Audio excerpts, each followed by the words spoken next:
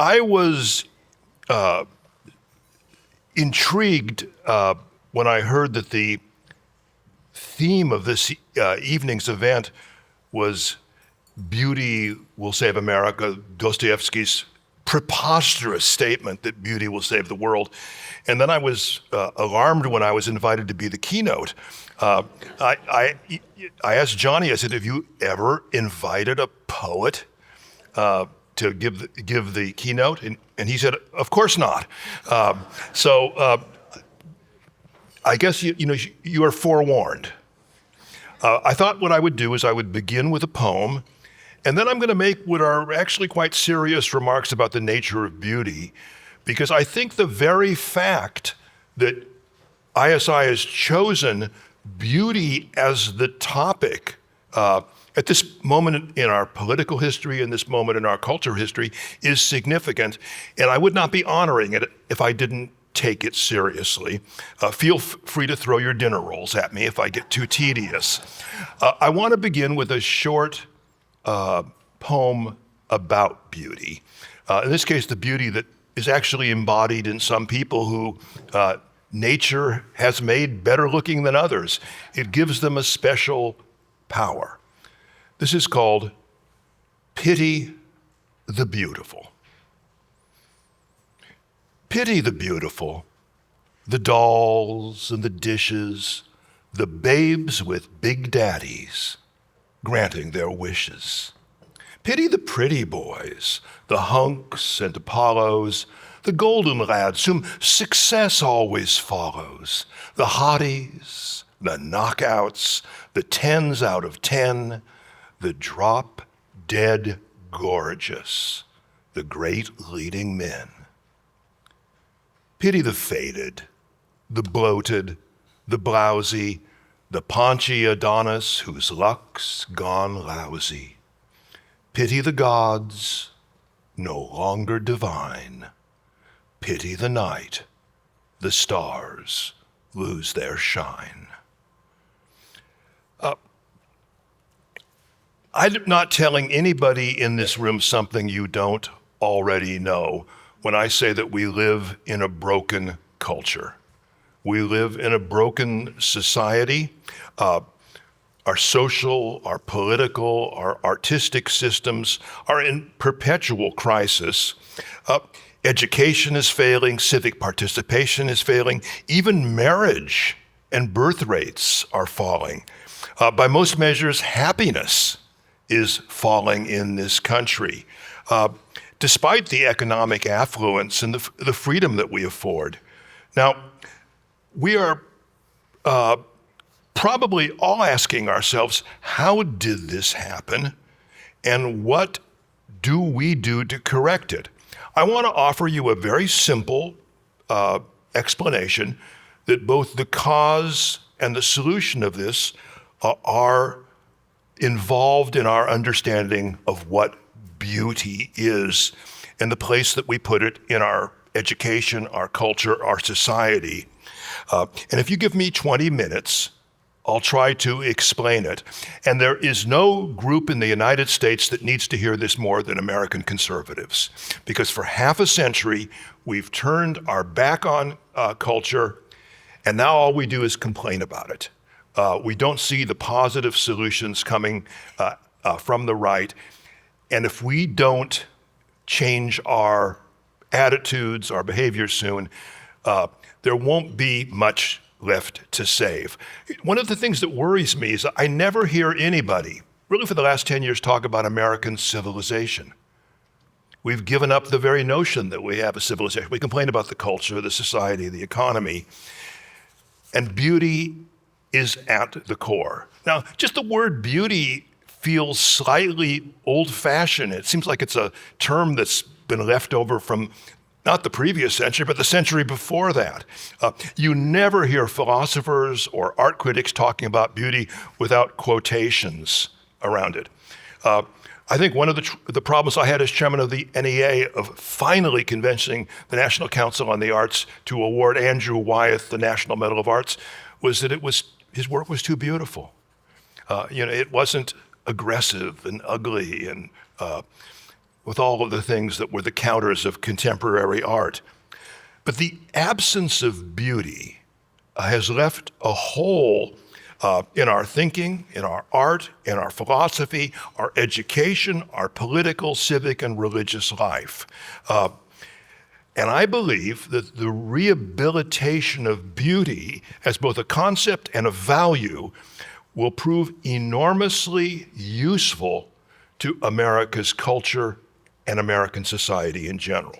Now, there's no better way to begin than Dostoevsky's outlandish claim that beauty will save the world. Now remember, where does it come from? It comes from his novel, The Idiot.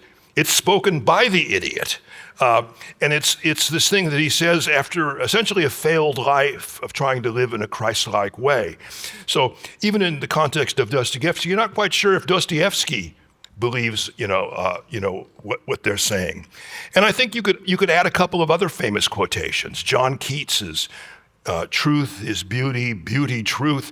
And he makes things even worse. He says, that is all ye know on earth and all ye need to know. Tell that, Rich, to Stanford Business School. Oscar Wilde made a statement which I think is relevant here. He says, man hungers for beauty. There is a void. Now, since beauty is such a badly understood concept right now, let me just define it briefly. The word has been so cheapened and misused in beauty parlors, beauty aids, beauty pageants, that it seems more like a marketing category than a philosophical entity. But the thing you need to understand, most importantly, is that beauty is not a synonym for prettiness or any sort of external quality of being decorous or pleasantly attractive. Beauty refers to something much more comprehensive. Perceiving beauty, we have the sense of seeing something perfect in its own way, a perfection not only apparent on the surface, but a quality in which we sense the very heart of the thing. Beauty is therefore something we perceive both externally and internally. Think of some of the conventional examples of beauty. Being in a redwood forest, watching a sunset on the beach. These are indeed beautiful experiences, but the beautiful is not even necessarily pretty. We see beauty in a hawk swooping down to seize its prey. We see it in the swirling cone of a tornado or in a violent thunderstorm sweeping across the valley. The experience of beauty is a human universal, even though the whole notion of human universals has been rejected by postmodernism. But some people have a greater capacity to respond to others, and each culture develops its own code and vocabulary in discussing it.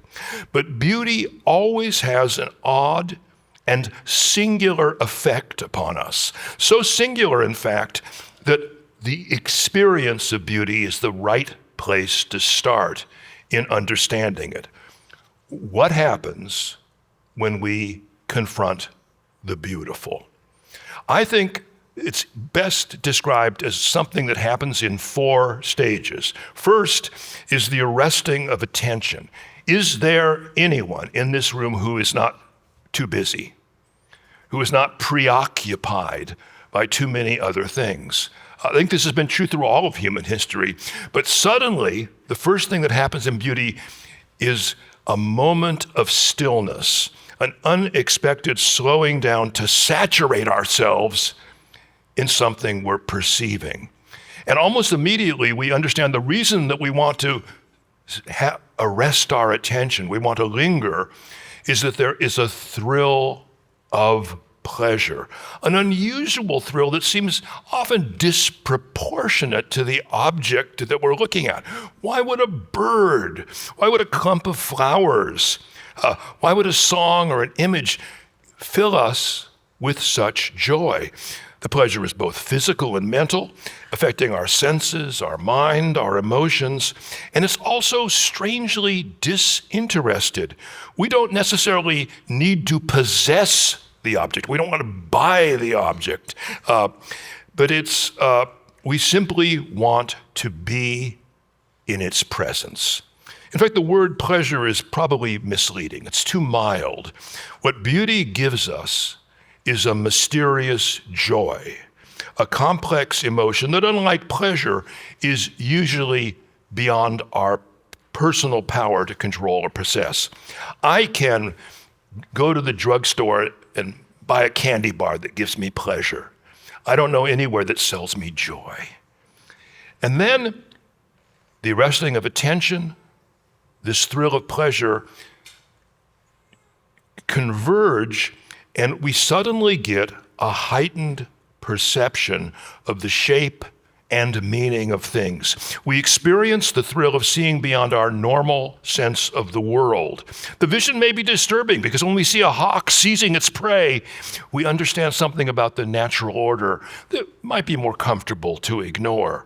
But we see this beautiful and meaningful pattern unfolding in every aspect of the thing, creating a sense of unity and variety and unity. We feel an illuminating radiance from this source of beauty. It seems like a vision of redemptive order in a fallen world. And then finally, the fourth stage of beauty is the most curious. The moment vanishes. It is fleeting. It is beyond our power to control. We go from joyful elevation and sink back into our commonplace existence. Now, we can stare at that landscape for another hour, and we might not ever recapture that thrill of joy. But the nature of our experience lingers in our memory. We have the memory of the moment, but even as the intense experience of stillness, pleasure, and enlightenment is gone. So if you see this, you'll see that I'm not defining beauty as a thing, not as a style, not as an aesthetic, but an experience that is a joyful encounter with reality. Now, how does the left explain beauty? These three students tonight probably know this painfully well. Postmodern thinkers generally do not consider beauty either a universal experience or a reliable means of perception, nor is beauty anything that has an objective existence or any independent existence. For them, beauty is merely a social construction, an illusion in the eye of the beholder, a series of signs fabricated to create the impression of meaning, conditioned by social conventions, shaped by class, race, nation, gender, and ideology. Beauty is all surface. There is no deeper meaning. It is neither true nor universal. It is, in a way, a consumer product, something manufactured rather than discovered. Now, this is a very neat and tidy intellectual strategy that has dominated American academic thinking for nearly half a century now, to reduce everything to political or social power structures. But this theory doesn't really feel very true to our experience, which so often has nothing to do with asserting our social status or endorsing some socioeconomic value system. Postmodern theory does not explain the disinterested quality that often accompanies our experience of beauty when we actually thrill at things that scare us, that marginalize us. Standing at the edge of the Grand Canyon and looking down does not aggrandize us. It makes us vividly conscious of our individual insignificance in the vast plan of nature. And I would suggest tonight that the Grand Canyon is not a subjective phenomenon, nor is it a cultural fabrication, though it has its social history that we have created to assert our status. It is part of an objective reality created by something or someone other than ourselves, to which we respond to properly with awe and wonder. Now, If you go to the classical notion of beauty, you'll see that it is rooted in the natural world and humanity's relationship to it. Beauty is the pleasure we get in recognizing a particular manifestation of a broader universal order. Beauty is a true and powerful way of looking into the nature of reality. In the Judeo-Christian tradition, beauty even has a theological element. As the poet Gerard Manley Hopkins wrote, "The world is charged with the grandeur of God." And in this tradition, beauty is our connection with the essential harmony of creation, our means of perceiving through our physical senses the order of the cosmos. An expression of divine will has made this world, this cosmos, intrinsically beautiful. Now you can take God out of the equation and substitute modern physics, and you'll be left with a similar idea, namely that the order of the universe, from the microcosm of the atom to the macrocosm of the galaxy, is a single interconnected form that is intrinsically beautiful. Truth is beauty, beauty, truth. Now, making these connections is the role of art. In the classical tradition, art is not something we manufacture, it is something we recognize. We don't make beauty, we participate in the beauty of creation. Artists perceive the inherent beauty of the world and they represent it in their work.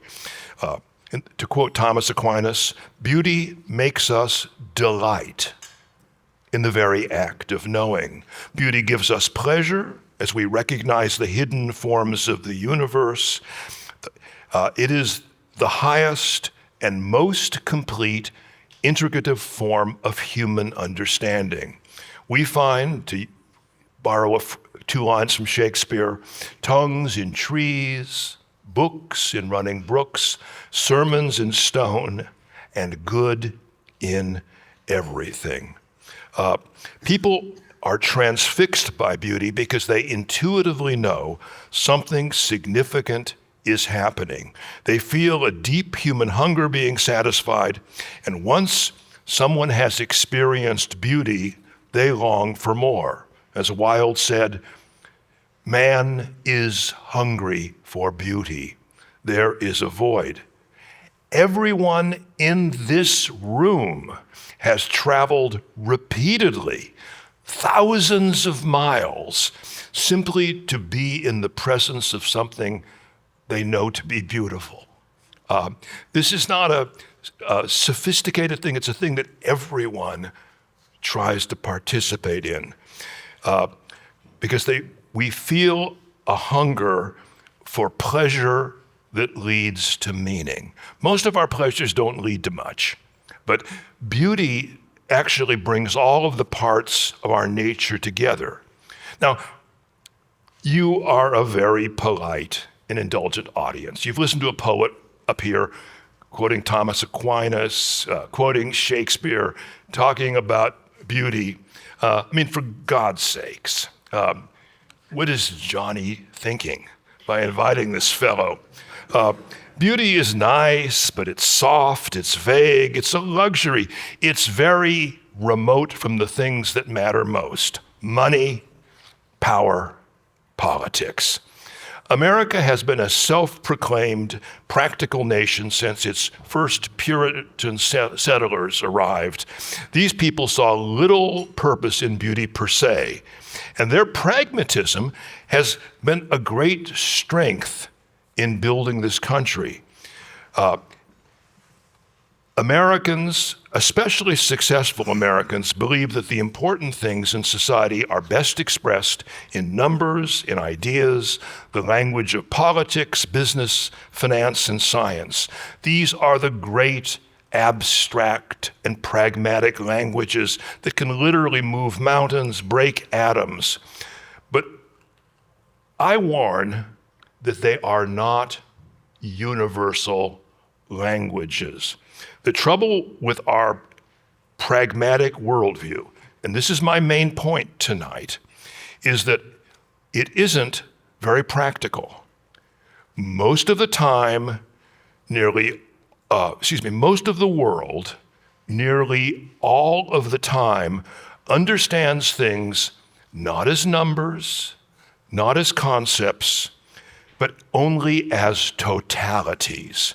We live in a material world as physical beings made up of both body and mind, and we perceive our experience holistically, simultaneously with our intellect, our emotions, our physical senses, our imagination, our intuition, and most puzzlingly, our personal memory. Everybody in this room has brought their whole life here tonight, and they're all different. No two of you will hear the same words in the same way. And we most naturally and characteristically perceive our lives as embodied truths and not abstractions. Humanity instinctively seeks beauty, not logic. The people who change the world generally make their impact by embodying their message, by telling it in stories, songs, poems, images, symbols. Jesus did not preach philosophical concepts. He told stories, he recited poems, he spoke proverbs. Social and political change is not primarily driven by ideas. For example, and this is where I think I break with most conservatives, I believe the social and political revolution of the 1960s was not created by ideology. That sort of happened along the way. It was created by songs, movies, clothes, and even hairstyles, by not getting a haircut and not wearing a bra. These were the things that communicated and convinced millions of kids to change culture, morals, and politics. The revolution wasn't about logic. It wasn't about practicality. And this is what bewildered older people. How can these kids who have lived the most affluent and peaceful childhood and adolescence in human history rebel? It was a search for and a celebration of a new sense of beauty in a society, although prosperous and practical, no longer seemed beautiful to the young. Even in business, an understanding of beauty proves decisive. Steve Jobs claimed his central animating idea for Apple came not from studying electrical engineering, but from the class he took in calligraphy. He realized in the calligraphy class, the form of a thing shapes its function and its meaning. The form of a thing expresses intentionally or unintentionally its reality, its essence. And almost everyone in society recognizes that fact, although they don't know how to articulate how.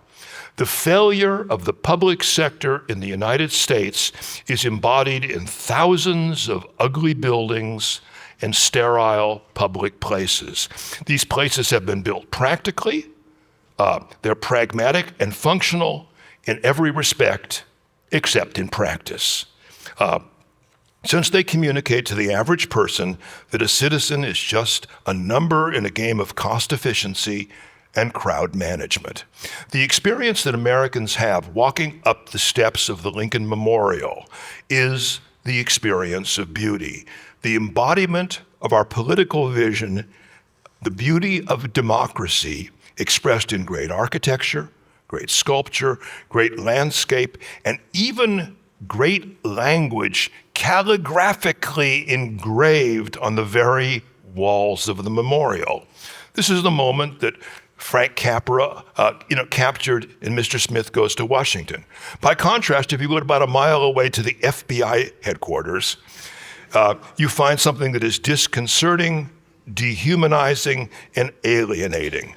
No wonder that its ugly and brutalist modern exterior was used as a symbol for government deceit and cold bureaucracy in every episode of The X-Files. When they wanted to invoke evil, they just showed the FBI building, and the architecture did all the heavy lifting. The architecture did not communicate a government of the people, by the people, for the people, but a government by soulless secret police. The form of a thing expresses meanings whether we intend them or not. When the US was a smaller, poorer country, the public buildings expressed the greatness of the nation. Just look at a Depression-era post office. Marble floors, carved wooden counters, brass fixtures, and even an original mural about local history. This was a vision of a beautiful society which any citizen who entered could participate in. Today, the post offices are all vinyl and plexiglass. It offers no vision but expediency. We are not citizens, but customers in a cut-rate 99-cent store version of democracy. No wonder the public doesn't believe in the government. The government doesn't believe in them as alert, intelligent, sensory human beings. Until the conservative movement conveys a beautiful vision in its values, all of its gains will be tactical and temporary. Man hungers for beauty. There is a void. If the state does not address this hunger, doesn't nourish this appetite, if it does not even acknowledge that it exists, the citizens become detached and alienated from their civic identity and retreat into a private world. Who doubts that this is happening on a vast scale in our society? Beauty is transformative. It leads us by pleasure to knowledge and through knowledge to growth. It speaks to us in the fullness of our humanity. The challenge of life is to find meaning in a fallen world, to find the right way to live in a world that doesn't seem exactly like the place we were created to inhabit. In other words, truth, to find truth and to live in consonance with it, both as individuals and society. But we must do this not as bodiless spirits. We are not angels, but we are hairy, heavy, hungry human beings. When a society abandons art, when it neglects beauty, it loses its most powerful way to speak to its citizens and communicate its values.